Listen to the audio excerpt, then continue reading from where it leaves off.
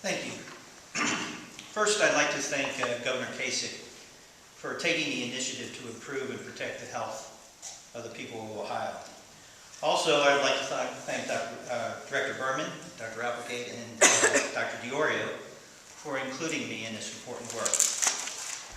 When I was a medical student a couple of years ago, one of my senior professors told me to never be afraid to treat pain.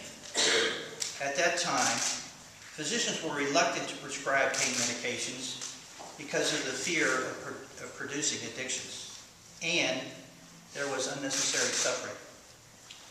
Since then, for a variety of reasons, the pain prescribing pendulum has swung far in the opposite direction. The loss of lives and social problems caused by the abuse of opiates have been well documented and are alarming to both patients and providers. While we should not go back to the days when physicians were afraid to treat pain, we must swing the pendulum back to the center and curtail the current epidemic of medication abuse.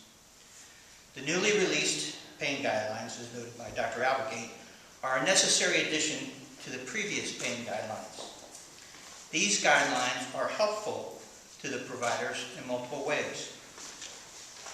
The guidelines are an educational tool.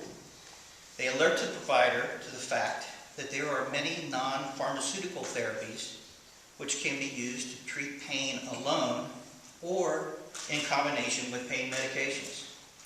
They alert the provider to the fact that there are many non-opioid medications which could be used alone or in combination with opiates. And they emphasize the best practices which should be used when prescribing any pain medication. The guidelines will help providers educate their patients and temper their requests. Providers want to relieve the pain and suffering of their patients. However, it is sometimes difficult to say no to a patient's request. These guidelines will support the caring provider and legitimize a conservative, cautious approach to pain management. I can only speak from my experience with my medical system, Ohio Health, but I assume things are similar with other systems. At Ohio Health, the guidelines have been beneficial for quality and safety managers like myself. We are using these acute pain guidelines, the chronic pain guidelines, the emergency and acute care guidelines, and the regulations on the usage of ORs to establish system policies. Based on those policies, we have developed quality measures for our providers. In a short period of time that the guidelines and regulations have existed, we have realized significant improvements in our providers' practice patterns. And we are exploring other ways, based on the guidelines, to improve the health of those we serve.